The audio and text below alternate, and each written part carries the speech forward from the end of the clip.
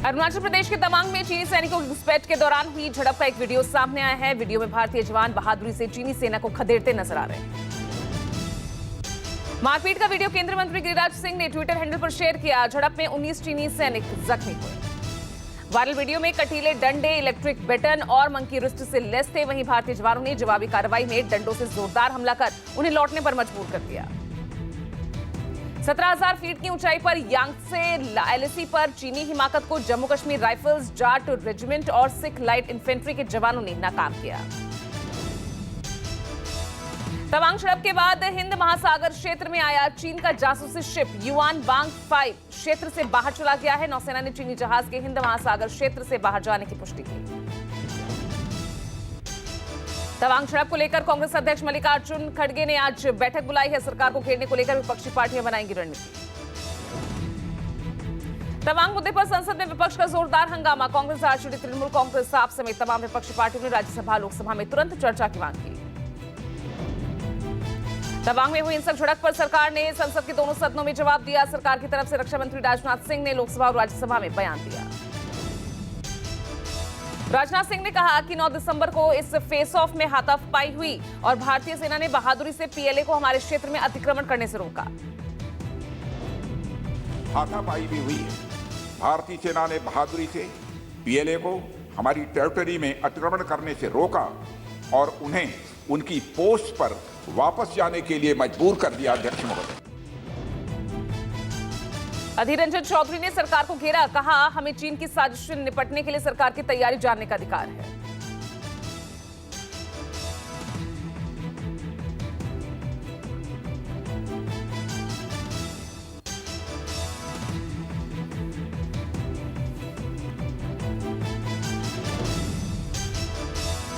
ओवैसी ने केंद्र सरकार पर नाकामी का आरोप लगाते हुए कहा, देश के प्रधानमंत्री चीन का नाम लेने से डरते हैं।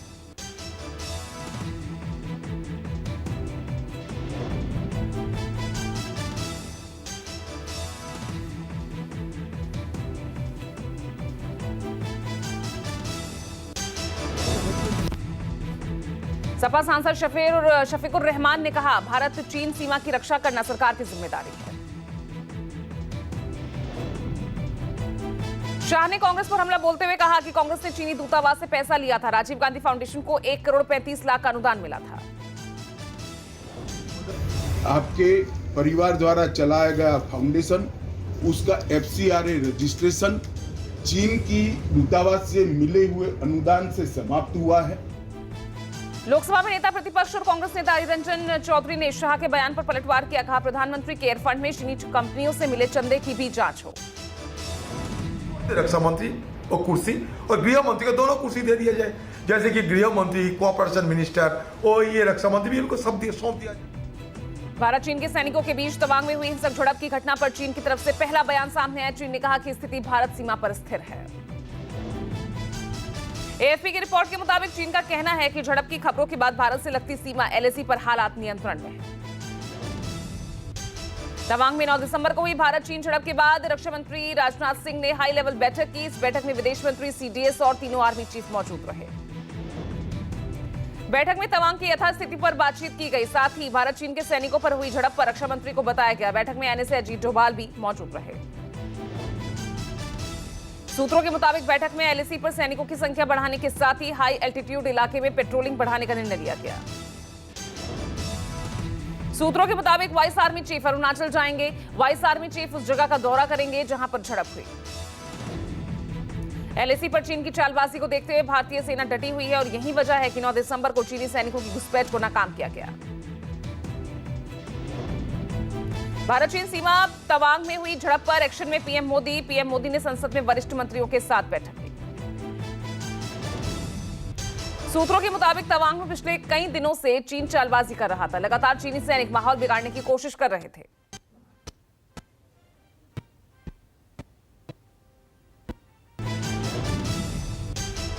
अरुणाचल प्रदेश के लगातार चीन एयर स्पेस का वायलेशन कर रहा था। सूत्रों के मुताबिक चीन के ड्रोन लगातार भारतीय इलाके की तरफ बढ़ रहे थे। सूत्रों के मुताबिक चीन को सबक सिखाने के लिए भारतीय वायुसेना के फाइटर जेट्स ने भी उड़ान भरी। अभी भी तवांग में सुखोई और राफेल की यूनिट मौजूद है।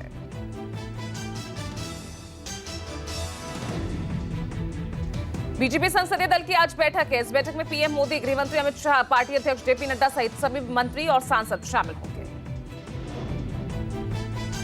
अहमदाबाद में पीएम मोदी आज स्वामी शताब्दी महोत्सव का उद्घाटन करेंगे। स्वामी नारायण संप्रदाय के प्रमुख स्वामी शताब्दी महोत्सव में 21 देशों के वीआईपी सहित देश विदेश के 55 से 60 लाख लोगों के जुटने की संभावना। केंद्रीय गृह मंत्री अमित शाह आज महाराष्ट्र और कर्नाटक के मुख्यमंत्री से मुलाकात करेंगे। सीमा विवाद को लेकर शाह दोनों मुख्यमंत्रियों से बातचीत करेंगे। बिहार में गठबंधन 2025 का चुनाव आरजेडी नेता तेजस्वी यादव के नेतृत्व में लड़ा जाएगा।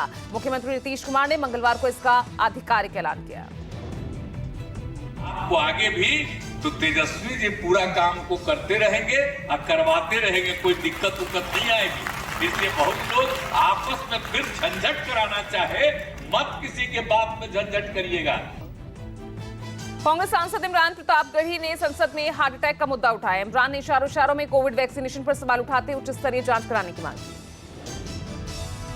हिमाचल प्रदेश में अटल टनल पर गरमाई सियासत। मुख्यमंत्री सुखबीर सिंह सुक्खू ने सोनिया गांधी के नाम का शिलापट लगाने के निर्देश दिए। हिमाचल प्रदेश के मुख्यमंत्री सुक्खू और डिप्टी सीएम मुकेश अग्निहोत्री ने आपस में विभाग बांट लिए हैं। सीएम ने गृह, वित्त, कार्मिक योजना मंत्रालय रखा है, वहीं डिप्टी सीएम जल शक्ति, परिवहन और कल्याण, कला संस्कृति विभाग संभालेंगे। अगले साल होने वाले G20 सम्मेलन की तैयारियों को लेकर दिल्ली उपराज्यपाल और सीएम केजरीवाल की बैठक। G20 नेताओं का शिखर सम्मेलन अगले साल 9 और 10 सितंबर को नई दिल्ली में आयोजित होगा। जम्मू कश्मीर के पूर्व मुख्यमंत्री और नेशनल कॉन्फ्रेंस अध्यक्ष फारूक अब्दुल्ला का बड़ा बयान। पाकिस्तान से संबंध सुधारे बिना देश में शांति नहीं हो सकती। तेलंगाना के मुख्यमंत्री के चंद्रशेखर राव आज दिल्ली में भारत राष्ट्र समिति के ऑफिस का उद्घाटन करेंगे। दिल्ली के वसंत विहार में आवंटित जमीन पर पिछले साल ऑफिस की आधारशिला रखी गई थी। सिक्किम के बीजेपी प्रदेश अध्यक्ष डीवी चौहान ने मंगलवार को अपने पद से इस्तीफा दे दिया। चौहान ने केंद्रीय नेतृत्व पर अनदेखी और उदासीन होने का आरोप लगाया। यूपी के कौशांबी में भारत जोड़ो यात्रा के दौरान मारपीट। कांग्रेस कार्यकर्ताओं के 2 गुटों में जमकर चले लातों। बिहार के भागलपुर में पुलिस ने जेडीयू विधायक गोपाल मंडल के रेस्टोरेंट पर छापा मारा। गोपाल मंडल के बेटे पर गोलीबारी करने का आरोप। सुप्रीम कोर्ट कॉलेजियम ने उच्चतम न्यायालय में नियुक्ति के लिए 5 हाईकोर्ट जजेस के नाम भेजे हैं। केंद्र को भेजी गई सिफारिश में राजस्थान, मणिपुर, इलाहाबाद हाईकोर्ट के 1-1 जबकि पटना हाईकोर्ट के 2 जजेस के नाम। दिल्ली में अवैध रूप से रह रहे 900 पाकिस्तानी सहित बांग्लादेशी और रोहिंग्या की जानकारी जुटाई जाएगी। राजधानी में 5477 अवैध विदेशी नागरिक हैं। G20 सम्मेलन के मद्देनजर सुरक्षा के लिहाज से ये सर्वे कराए जा रहे हैं। दिल्ली पुलिस कमिश्नर ने सभी जिलों के डीसीपीज को जानकारी जुटाने की जिम्मेदारी सौंपी। यूपी के कानपुर में पुलिस की पिटाई से युवक की मौत पर हंगामा। मामला कानपुर देहात का है। बिहार की राजधानी पटना में घर में घुसकर 3 लोगों को गोली मारी। फुलवारी शरीफ के न्यू सबजपुरा इलाके की घटना। लखनऊ में गुंडवा थाना क्षेत्र में ज्वेलर्स शॉप में लाखों की लूट। 2 बाइक सवार 3 लुटेरों ने हथियारों के दम पर लाखों की लूटपाट की। इंदौर के Mahatma Gandhi memorial medical college में रैगिंग गैंग का भांडाफोड़। महिला कांस्टेबल ने मेडिकल स्टूडेंट बनकर उजागर किया रैगिंग का घिनौना खेल। इंदौर में एलआईजी चौराहे पर 2 गुटों में मारपीट। कार में तेज म्यूजिक बजाने को लेकर हुआ विवाद। अरुणाचल प्रदेश में सुखोई लड़ाकू विमान के साथ अभ्यास करेगी वायुसेना। 16 से 25 दिसंबर तक बड़ा हवाई अभ्यास किया जाएगा। संसद पर हुए हमले की मंगलवार को 21वीं बरसी। संसद में शहीद जवानों को श्रद्धांजलि दी गई। 2001 को आतंकवादी हमले के में 9 शहीदों की याद में 1 मिनट का मौन रखा गया। 13 दिसंबर 2001 को हुआ था संसद पर आतंकी हमला। उस वक्त संसद में करीब 100 सांसद और मंत्री मौजूद थे।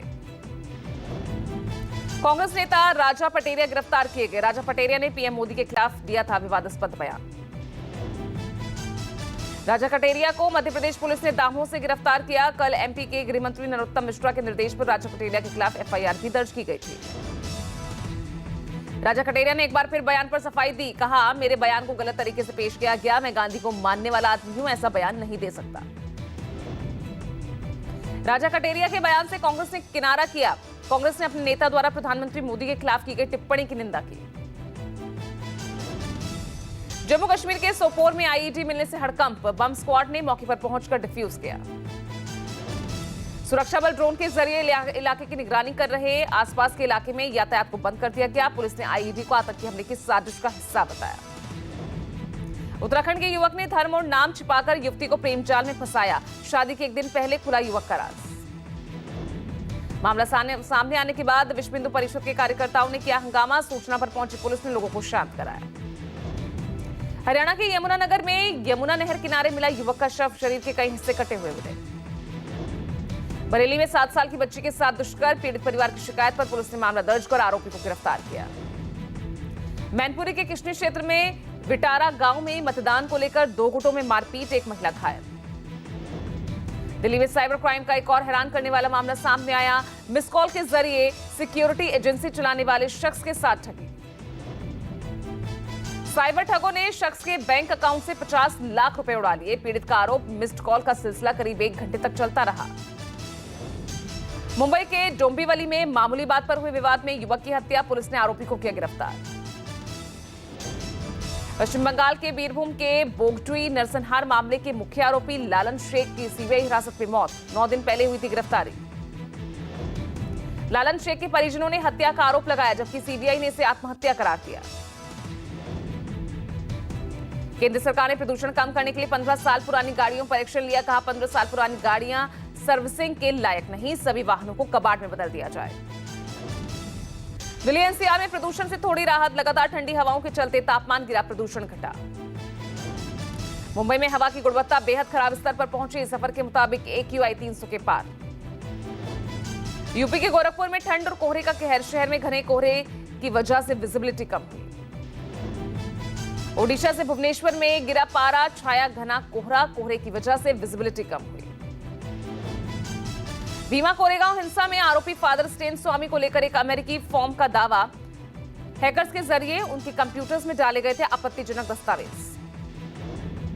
भारत ने रूस से सस्ते दामों पर तेल आयात की मात्रा 14 गुना तक कर दी है। यूक्रेन युद्ध में उलझे रूस को भारत के इस कदम से काफी आर्थिक मदद मिली है।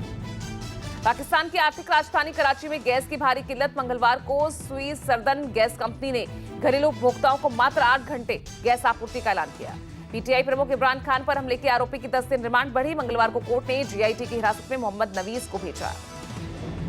पाकिस्तान में गुजरांवाला के बागबानपुरा में अल्पसंख्यक अहमदिया समुदाय के इबादतगाह की 2 मीनारें गिरा दी गई।